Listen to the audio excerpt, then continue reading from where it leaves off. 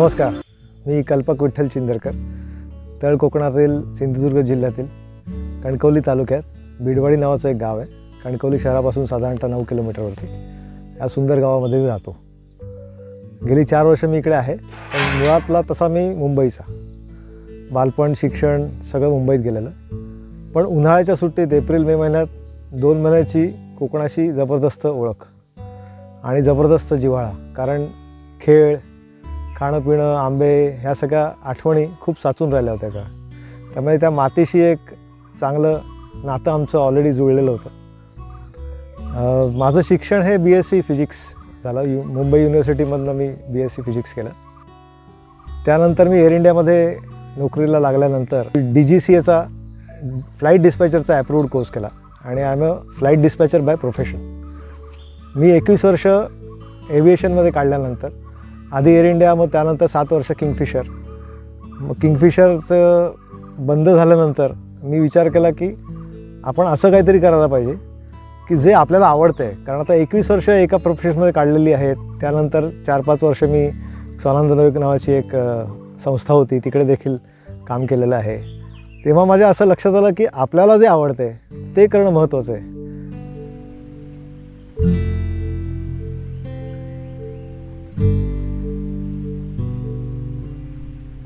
पण माझं इकडे मुळात त्याचं कारण असं होतं की आपण जे जीवन जगतो आहे मुंबईमध्ये किंवा या शहरांमध्ये, धकाधकीचं जीवन, त्याच्यामध्ये एवढे चॅलेंजेस आहेत, एवढे सॅक्रिफायसेस आहेत की मला खरंच कळेना की आपण इकडे काय करतो आहे. म्हणजे फक्त पैसा मिळतो आहे किंवा आपल्याला चांगलं घर आहे राहायला वगैरे, हे मान्य आहे. पण घराच्या बाहेरची जी हवा आहे ती टोटल प्रदूषित आहे. आपण पाणी पितो आहे ते काय, त्याच्यात तर प्लास्टिकचा कंटेंट यायला लागला आता. तर ह्या सगळ्या गोष्टींचा विचार केला की आपल्याकडे चॉईस आहे का मुळात. कारण हे प्रश्न आता जवळपास बऱ्याच जणांना पडायला लागलेत, एस्पेशली कोविडनंतर.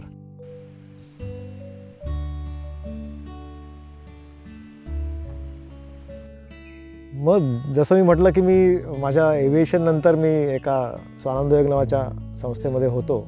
तिकडे माझी शेतीशी ओळख झाली आणि त्याचबरोबर माझे शेतीतले गुरु, कृषीभूषण पुरस्कार विजेते श्री राजेंद्र श्रीकृष्ण भट, त्यांचं बेंडशीळ हे बदलापूर वेस्टला निसर्गमित्र भटवाडीमध्ये त्यांची शेती आहे. गेली 30 वर्ष ते सेंद्रिय पद्धतीने छान जीवन जगत आहेत आणि ते खरंच सगळ्यांना इन्स्पायर करत आहेत. कारण त्यांची मी जेव्हा जीवनशैली बघितली, त्यांच्याकडे असताना मी बरेचसे कोर्स देखील केले, त्यामुळे शेतीशी ओळख झाली आणि एक विश्वास वाटला की हे ज्या पद्धतीने जगत आहेत ते आपल्याला देखील जगणं शक्य आहे.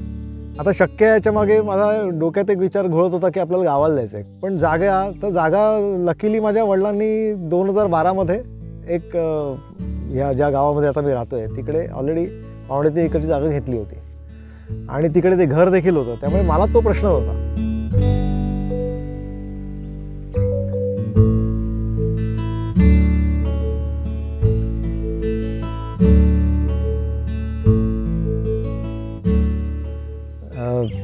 शेती करायची हे तर ठरलं होतं, पण एक साधारणतः 50शी नंतर आपण तिकडे जाऊ असं वाटलं होतं. पण मी जे माझा विचार इतरांना सांगितला की आपल्याकडे चॉईस आहे, तर मला इच्छा आहे करायची. तर माझे दोन्ही भाऊ, मोठे भाऊ, माझी आई, माझी बायको आणि आमची संपूर्ण फॅमिली, या सगळ्यांनी मला होकार दिला की ठीक आहे, आम्ही तुझ्या पाठीशी आहोत. आणि त्यांचा खूप चांगला सपोर्ट मला इकडे मिळतो आहे. म्हणजे सगळ्याच दृष्टीने, फायनान्शियली ऑल्सो आणि मोरल सपोर्ट जो लागतो, एक स्फूर्ती द्यायची असते, ते पण मोटिवेशनसुद्धा मिळते.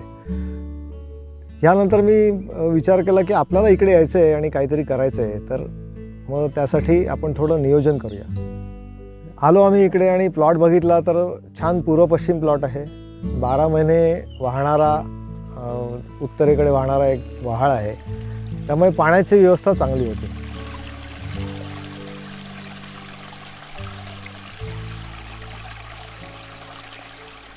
आणि माझी जी साऊथ साईड आहे तिकडे देवराई आहे आणि मस्त घनदाट जंगल आहे. त्यामुळे जो दक्षिण तापाचा जो विषय नंतर येणार होता तो बऱ्यापैकी कव्हर होत होता. मग आमचं असं ठरलं की 50% आपण जमिनीवरती सुरुवात करूया प्रथम. म्हणजे आपल्याला खरे चॅलेंजेस काय येत आहेत, कितपत जमतं आहे, आपण ते करू शकतो का, ह्याचा कॉन्फिडन्स येतो आहे का, ह्याचा आपण आढावा घेऊया. आणि मग जसं माझं ट्रेनिंगमध्ये मला कळलं होतं की झाडं लावताना स्पेसिंग खूप महत्त्वाचं आहे. कारण स्पेसिंग, झाडं जास्त नसली तरी चालतात, पण स्पेसिंग झाडामध्ये असलं की त्या झाडाला चांगली फळं येतात, उत्पादन चांगलं येतं. त्यामुळे 30 फुटाचं अंतर आम्ही फिक्स केलं सगळ्या झाडांमध्ये. मग आधी आम्ही नारळ लावले, 55 नारळ लावले, आंब्याच्या 6 व्हरायटी लावल्या, काजू, चिकू, पेरू, ह्या सगळ्या ज्या गोष्टी आपल्याला लागणार आहेत. मुळात कॉन्सेप्ट काय होता की भट सरांनी जसं केलं आहे की आपल्या ताटातलं 80% अन्न हे आपल्या शेतातून आलं पाहिजे, आणि ते जर का चांगल्या क्वालिटीचं असेल तर मग काय पाहिजे अजून.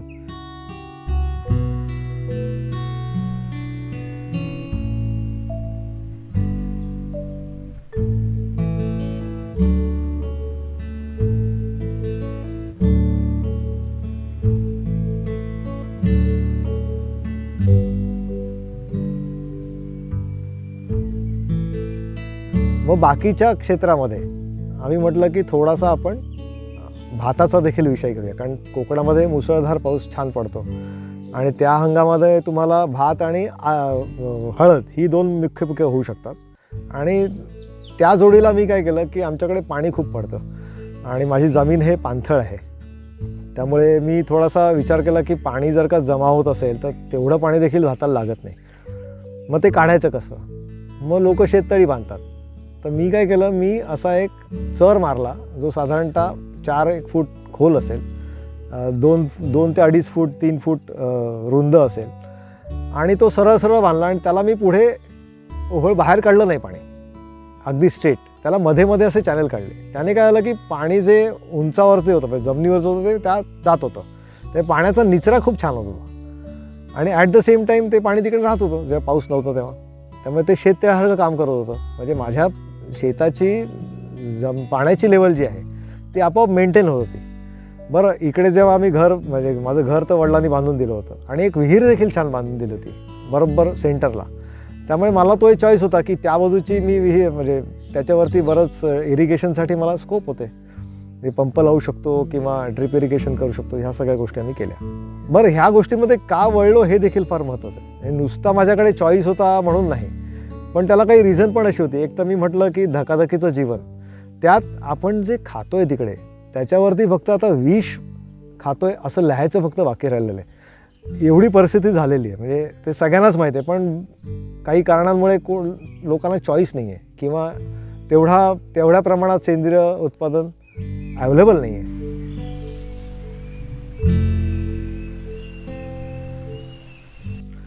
मग नियोजनामध्ये आम्ही काही गोष्टी ठरवल्या. त्यामध्ये 50% आपण बागायती करूया आणि 50% आपण जिरायती करूया. तृणधान्यामध्ये भात करायचा ठरला, नाचणी जमली तर करूया, त्यानंतर बाकीची कडधान्य करूया. मग मी प्लॅनिंग करताना काय केलं की 30-30 फुटावरती आधी मी बागायतीवरती लक्ष दिलं. 30-30 फुटावरती झाडं घेतली. माझ्याकडे 55 नारळाची झाडं आहेत आणि त्या झाडांच्या मध्ये आम्ही दुसऱ्या वर्षी सुपाऱ्या घेतल्या. म्हणजे साधारणतः 8 ते 9 फुटावरती सुपाऱ्या घेतल्या 3. आता सुपारीचं कसं असतं की इनिशियली 2 ते 3 वर्ष त्यांना सावली लागते. मग तुमच्याकडे चॉईस आहे की हिरवी कापडं बाजारामध्ये मिळतात, ती तुम्ही चारी बाजून लावू शकता, किंवा मग त्यासाठी परत लेबर आला, मग ती कापडं आली, किंवा एक लाईव्ह जर का आपण ऑप्शन घेतला तर तो केळीचा मस्त बसतो. मग आम्ही केळी लावली मध्ये, म्हणजे दोन्ही सुपारीच्या आजूबाजूला केळी. त्यामुळे आत्ता माझ्याकडे 180 सुपारी आहेत आणि त्याच्या बाजूला आता केळीचं कसं होतं की 3-4 असे ती एकदम येतात, म्हणजे नंतर वाढायला लागतात. त्यामुळे ती आता साधारणतः संख्या 550 पर्यंत गेलेली आहे. म्हणजे मला सावली पण मिळाली, मला केळी पण मिळाली, केळफुलं पण मिळाली, त्याची भाजी करतो, त्याच्या पानांचा मला उपयोग जेवणासाठी होतो आहे. आणि मुळात मेन काय आहे की जमीन सुपीक करणं. कारण शेती करायची आहे तर इनिशियली आम्ही असंच ठरवलं होतं की आपण जी काही प्लॅनिंग करणार आहोत त्यामध्ये शेती करायची ती जमिनीची करायची. 5 वर्ष शेती जमिनीची केली म्हणजे जमीन सुपीक करायचं काम केलं तर त्यानंतर जे काय होणार आहे ते आपोआप होणार आहे. म्हणजे माणसाचा जेवढा कमीत कमी सहभाग निसर्गामध्ये होईल असं बघून ते नॅचरल फार्मिंगकडेच आपल्याला द्यायचं आहे. यामध्ये आता आम्हाला पुढे काय करायचं आहे तर ही शेती सस्टेनेबल होण्यासाठी आपल्याला इकडे गरम मसाल्याची पिकं खूप चांगली येतात. कारण तळ कोकणात असल्यामुळे दमट वातावरण आहे, समुद्र जवळ आहे, त्यामुळे मिरी इकडे खूप छान होते.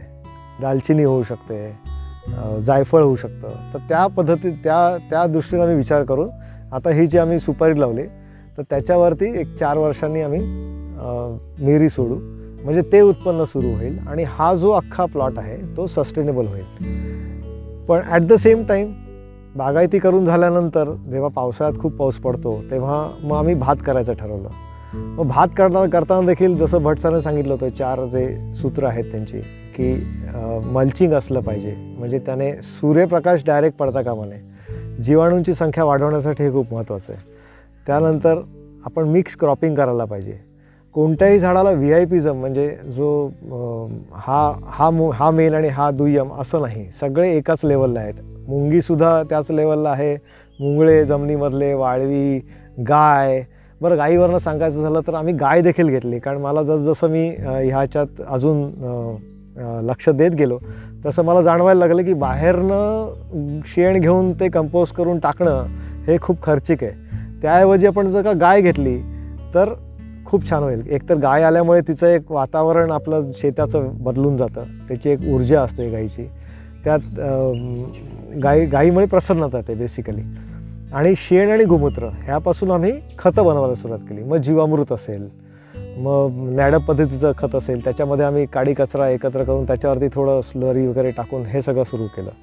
म्हणजे अशा पद्धतीने आम्ही जमिनीला कसं काय आपण सुपीक करू शकतो ह्यावरती, म्हणजे जसं मी म्हटलं की 5 वर्ष आपल्याला शेती करायची जमिनीची, बाकी सगळं जे उत्पन्न येतं ते बोनस आहे, म्हणजे तो मेन फोकस नाही आहे. जमीन नीट करायची हाच फोकस आहे. मग त्यानंतर मला एक छान गोकृपा अमृतम नावाचं कल्चर मिळालं, ते मी वापरायला सुरुवात केलेली आहे. गोमूत्राचे मी फवारणी रेग्युलर करतो. मल्चिंग खूप महत्त्वाचं आहे. त्यामुळे शेतीमध्ये येताना मला कळलं की आता आपल्याकडे टूल्स असणं गरजेचं आहे, कारण प्रत्येक वेळी माणसाला बोलून तुम्ही करायला लागलात तर शेतामध्ये कधीही शेती करताना सर्वात जास्त खर्च आहे तो आहे बेंडणीचा. त्यासाठी लागणारी माणसं, आणि आपण स्वतः बेंडणी न केल्यामुळे आपल्याला कळत नाही की किती स्पीड असतो. आणि असं फिजिकली वर्क जेव्हा आपण करायला जातो त्याला लिमिटेशन्स असतात, मग तो खर्च खूप वाढायला लागतो आणि आपल्याला मग ते असं वाटतं की आपण हे उगाचच करतो आहे. मग त्यापेक्षा मशीन आपल्याला वापरता येईल का, टेक्नॉलॉजीचा उपयोग अगदी फार नको आहे, पण बेसिक टेक्नॉलॉजी आपल्याकडे असायला पाहिजे. मग मी चांगला ग्रास कटर घेतला आणि तो स्वतः वापरायला शिकलो. आता मी स्वतःच चालवतो. त्यामुळे काय झालं की जी बेंडणीची कामं आहेत त्याचा खर्च माझा कमी झाला, स्पीड वाढला आणि माती सुपीक होण्यासाठी जे सेंद्रिय कर्ब लागतो कुजण्यासाठी ते अवेलेबल व्हायला लागलं. अशा पद्धतीने आम्ही हे सगळं आता करतो आहे. पावसाळ्यामध्ये भात करतो. भातामध्ये देखील देशी बियाणेच आम्ही वापरतो, कारण देशी बियाणं वापरलं तर तेच आपण परत बियाणं संवर्धन करू शकतो. तर त्यामुळे एकतर लोकल बियाणं वाचेल, त्यामुळे शेतकऱ्याचा खर्च कमी होईल. माझं इकडे येण्यामागचं कारण जे मी तुम्हाला सांगितलं की मला निसर्गाची आवड आहेच, लळा होताच, आणि प्लस विषमुक्त अन्न आपल्याला द्यायचं आहे. त्याचबरोबर फक्त मला विषमुक्त येऊन उपयोग नाही आहे, माझ्या आजूबाजूचे जे आहेत त्यांना देखील तीच पद्धत जर का वापरता आली आपल्या रिझल्ट दाखवून, तर ते फार महत्त्वाचं.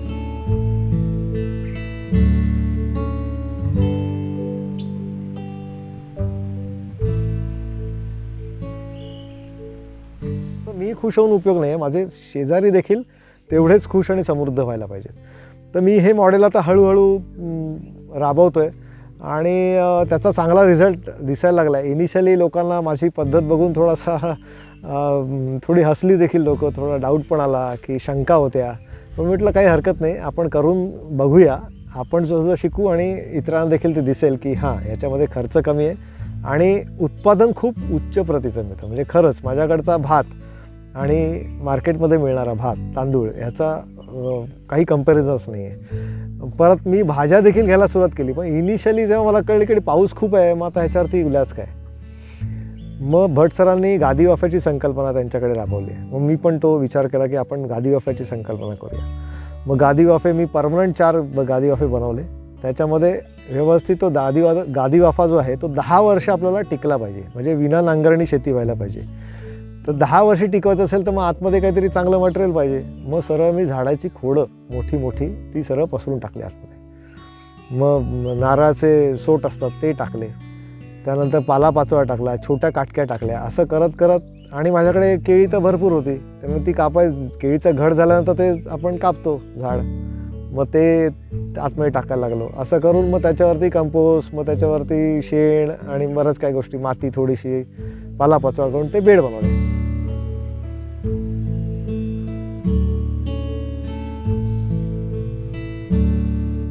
आणि मग त्याची आम्ही आता वेलवर्गीय भाज्या आम्ही पावसाळ्यात घेतो.